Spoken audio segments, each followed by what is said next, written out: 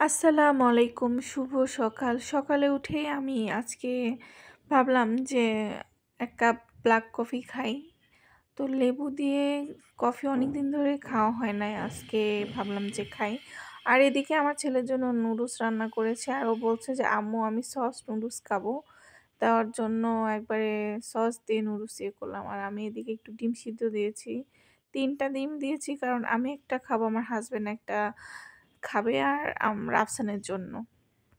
তো আমার হাসব্যান্ড এদিকে চলে গেছে অফিসে। আর আমি এদিকে আমি আর রাফসান খাচ্ছিলাম। তো খাওয়া-দাওয়া শেষ করে দুপুরের জন্য রান্না করব। দুপুরের জন্য বলতে কি এখন আমার হাসব্যান্ড একটু ডায়েটে আছে। তো ওর জন্য মাছ ভাজি করে রেখেছি হালকাভাবে। আর এদিকে আমি রান্নার ফাঁকে, ফাঁকে ভাবলাম যে টক দই নিয়ে এসে মানে রেখে দিয়েছি বাট খাওয়া হচ্ছে না। তো ভাবলাম যে আজকে যে করে হোক টক দই খাবো। অনেক আগে ফ্রিজ থেকে আমি প্রায় ০.৫ ঘন্টা আগে বের করে রেখেছিলাম। তো লবণ দিয়ে এভাবে টক দই খেলে একটু ভালোই লাগে। তো আমিও ওর সাথে, সাথে আমিও একটু চেষ্টা করছি যেন আমারও শরীরটা একটু ঠিকঠাক করি।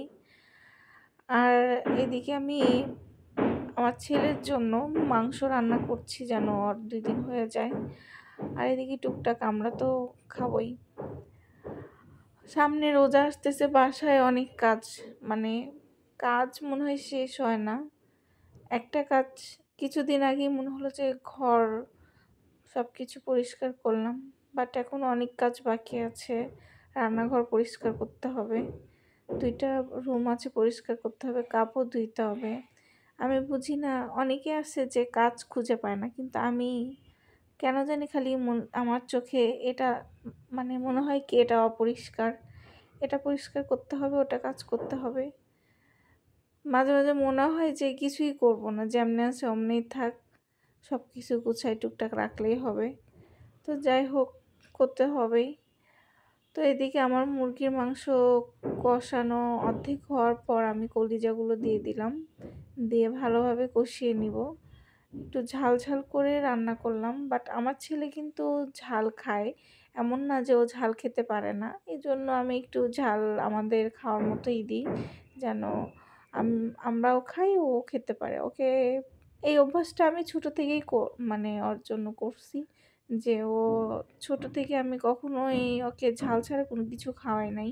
মানে আমরা যেটা খাইছি ওইটাই ওকে খাওয়াইছি। তো এদিকে মুরগির মাংস রান্না হয়ে গেছে।